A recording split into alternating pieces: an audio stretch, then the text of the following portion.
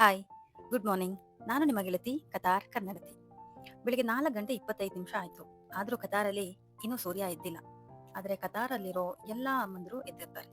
ಯಾಕೆ ಅಂದ್ರೆ school bus ಬರೋಕೆ ಮೊದಲೇ ಮಕ್ಕಳನ್ನ ಏಳ್ಸಿ ಹೊರಡಿಸ್ಬೇಕು. ಅವರಿಗೆ ಬ್ರೇಕ್ಫಾಸ್ಟ್ ಮತ್ತೆ ಲಂಚ್ ರೆಡಿ ಮಾಡಬೇಕು. ಬಾಕ್ಸ್ ಪ್ಯಾಕ್ ಮಾಡಬೇಕು. ಹಬ್ಬ, ಬೆಳಿಗ್ಗೆನೆ ಅಮ್ಮಂದ್ರೆಲ್ಲ ಫುಲ್ ಚಾರ್ಜ್ ಇರೋ ರೋಬೋಟ್ಗಳಾಗ್ಬಿಡ್ತಾರೆ. ಕತಾರಲ್ಲಿ ಮಾತ್ರ ಅಲ್ಲ, ಪ್ರಪಂಚದಾದ್ಯಂತ ಎಲ್ಲಾ ಅಮ್ಮಂದ್ರ ಕಥೆನೂ ಇದೇನೆ. ಅದಂತೂ ನಿಜ. ಆದ್ರೆ ಕೆಲವು ಕಡೆ ಟೈಮ್ ವ್ಯತ್ಯಾಸ ಇರುತ್ತೆ ಅಷ್ಟೇ.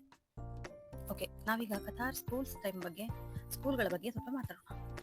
ಇಲ್ಲಿ ಸ್ಕೂಲ್ಗಳು 2 ಶಿಫ್ಟ್ ಅಲ್ಲಿ ನಡೆಯುತ್ತೆ.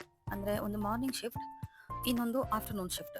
ಮಾರ್ನಿಂಗ್ ಶಿಫ್ಟ್ ಅಂದ್ರೆ ಬೆಳಿಗ್ಗೆ 6:45ರಿಂದ ಮಧ್ಯಾಹ್ನ 1:30ವರೆಗೆ ಸ್ಕೂಲ್ಸ್ ಇರುತ್ತೆ. ಈವ್ನಿಂಗ್ ಶಿಫ್ಟ್ ಅಥವಾ ಆಫ್ಟರ್ನೂನ್ ಶಿಫ್ಟ್ ಅಂದ್ರೆ ಮಧ್ಯಾಹ್ನ 2 ಗಂಟೆಯಿಂದ ಸಂಜೆ 7 ಗಂಟೆವರೆಗೂ ಸ್ಕೂಲ್ಸ್ ಇರುತ್ತೆ. ನನ್ನ ಮಕ್ಕಳು ಮಾರ್ನಿಂಗ್ ಶಿಫ್ಟ್ ಅಲ್ಲಿ ಓದ್ತಾ ಇರೋದ್ರಿಂದ ಅವರ ಬಸ್ ಬೆಳಿಗ್ಗೆ 5:45ಕ್ಕೆ ಬರುತ್ತೆ. ಅಷ್ಟರಲ್ಲಿ ಅವ್ರನ್ನ ಹೊರಡಿಸಿ ಲಂಚ್ ಬಾಕ್ಸ್ ಪ್ಯಾಕ್ ಮಾಡಿ ಕಳಿಸೋಷ್ಟರಲ್ಲಿ ನಿಜವಾಗ್ಲೂ ನಾನು ಕೂಡ ಒಂದು ರೋಬೋಟ್ ಆಗಿರ್ತೀನಿ. ನಮ್ಮ ಸ್ಕೂಲ್ ಮನೆಯಿಂದ 23 ಕಿಲೋಮೀಟರ್ ಅಷ್ಟು ದೂರ ಇದೆ. ಹಾಗಾಗಿ ಬಸ್ ಸ್ವಲ್ಪ ಬೇಗನೆ ಮಕ್ಕಳನ್ನ ಪಿಕಪ್ ಮಾಡುತ್ತೆ. ಇನ್ನು ಕೆಲವು ಮಕ್ಕಳು ಬೆಳಿಗ್ಗೆ 5 ಗಂಟೆಗೆ ಬಸ್ ಹತ್ಬೇಕಾಗುತ್ತೆ. ನಿಜವಾಗ್ಲೂ ಇದು ಚಿಕ್ಕ ಮಕ್ಕಳಿಗೆ ಮತ್ತೆ ಹೊಸದಾಗಿ ಶಿಫ್ಟ್ ಆದವರಿಗೆ ತುಂಬಾನೇ ಕಷ್ಟ.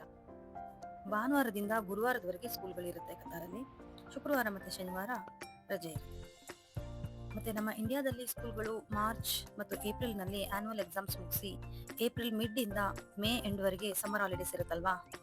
ಮತ್ತೆ ಜೂನ್ ಇಂದ ನೆಕ್ಸ್ಟ್ ಅಕಾಡೆಮಿಕ್ ಇಯರ್ ಸ್ಟಾರ್ಟ್ ಆಗುತ್ತೆ. ಆದ್ರೆ ಕತಾರಲ್ಲಿ ಫೆಬ್ರವರಿ ಎಂಡ್ ಇಂದ ಮಾರ್ಚ್ ಮಿಡ್ ಅಲ್ಲಿ ಆನ್ಯುವಲ್ ಎಕ್ಸಾಮ್ಸ್ ಮುಗಿಯುತ್ತೆ. ಮತ್ತೆ ಮಾರ್ಚ್ ಎಂಡ್ ಅಲ್ಲಿ 10 ಡೇಸ್ ರಜೆ ಇರುತ್ತೆ.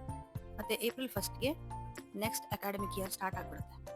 April, May, June schools normal ಆಗಿನೇ ಇರುತ್ತೆ.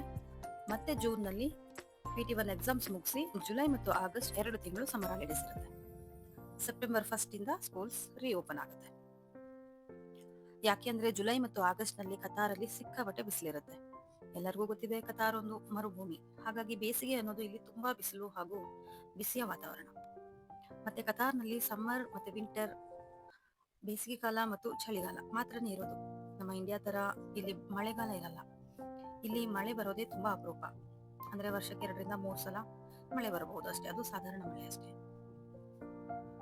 ಮತ್ತೆ ಇಲ್ಲಿ ಸ್ಕೂಲ್ಗಳಿಗೆ ವರ್ಷಕ್ಕೆ 2 ಸಲ ಅಡ್ಮಿಷನ್ಸ್ ಓಪನ್ ಇರುತ್ತೆ. ಅಂದ್ರೆ ಜನವರಿಯಲ್ಲಿ ಒಮ್ಮೆ ಮತ್ತೆ ಆಗಸ್ಟ್ ನಲ್ಲಿ ಸಹ ಅಡ್ಮಿಷನ್ ಇರುತ್ತೆ.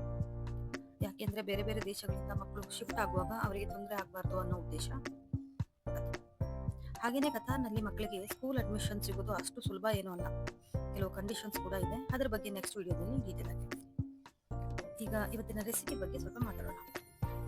ನಾನಿವತ್ತು ಬ್ರೇಕ್ಫಾಸ್ಟ್ಗೆ ರೆಡಿ ಮಾಡ್ತಾ ಇರೋದು paneer stuffed bread sandwich. Protein rich breakfast ಇದು. ಯಾಕೆಂದ್ರೆ ಇದರಲ್ಲಿ ಪನ್ನೀರ್, ಚೀಸ್ ಮತ್ತೆ ವೆಜಿಟೇಬಲ್ಸ್ ಕೂಡ ಹಾಕಿದ್ದೀನಿ. ಜೊತೆಗೆ ಹೋಮ್ ಮೇಡ್ ಮಯೋನೀಸ್ ಯೂಸ್ ಮಾಡಿದ್ದೀನಿ. ಅದರಲ್ಲೂ ಪನ್ನೀರ್ ಮತ್ತೆ ಕ್ಯಾಶ್ಯೂ ಹಾಕಿದ್ದೀನಿ. ಸೊ ಇದು ಕೂಡ ಹೆಲ್ದಿನೇ. ಟೇಸ್ಟ್ ಕೂಡ ತುಂಬಾನೇ ಚೆನ್ನಾಗಿರುತ್ತೆ. ಖಂಡಿತ ನೀವು ಕೂಡ ಒಂದ್ಸಲ ಟ್ರೈ ಮಾಡಿ ನೋಡಿ. ನನ್ನ ಮುಂದಿನ ವಿಡಿಯೋಗಳಲ್ಲಿ ಇನ್ನೂ ಹೆಚ್ಚಿನ ಮಾಹಿತಿನ ನಾನು ಕೊಡ್ತೀನಿ.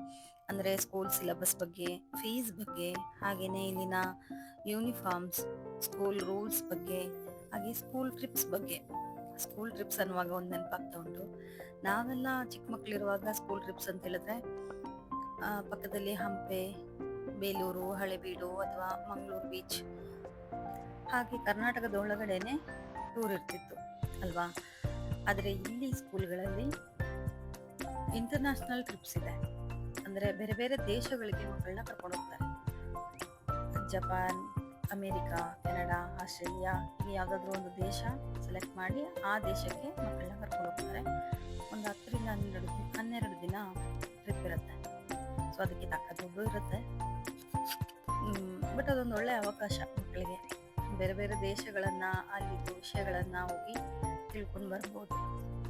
ನಮ್ಮ ಟೈಮಲ್ಲಿ ನಾವು 2,000 ಸ್ಕೂಲ್ ಟ್ರಿಪ್ ಅಂತ ಹೇಳಿದ್ರೇನೆ ಅದು ನಮಗೆ ತುಂಬಾ ದೊಡ್ಡ ಅಮೌಂಟ್ ಆಗಿತ್ತು. ಅದು ದೊಡ್ಡ ವಿಷಯ ಕೂಡ. ಆದ್ರೆ ಈಗ ಇಲ್ಲಿದು ಮಕ್ಕಳು ಟೂರ್ ಹೋಗ್ಬೇಕು ಅಂತ ಹೇಳಿದ್ರೆ ನಮ್ಗೆ ಕಡಿಮೆ ಅಂದ್ರೂ 5 ರಿಂದ 6 ಲಕ್ಷ ಕಟ್ಟಬೇಕು. ಕಾಲ ಎಷ್ಟು ಬೇಗ ಬದಲಾಗ್ತಾ ಇದೆ ಅಂತ ಅನ್ಸುತ್ತೆ. ಈ ವಿಡಿಯೋ ನಿಮ್ಗೆ ಇಷ್ಟ ಆಗಿದೆ ಅಂತ ಅನ್ಕೊಳ್ತೀನಿ. ಇಷ್ಟ ಆಗಿದ್ರೆ ಲೈಕ್ ಮಾಡಿ, ಶೇರ್ ಮಾಡಿ, ಸಬ್ಸ್ಕ್ರೈಬ್ ಮಾಡೋದನ್ನ ಮರಿಬೇಡಿ.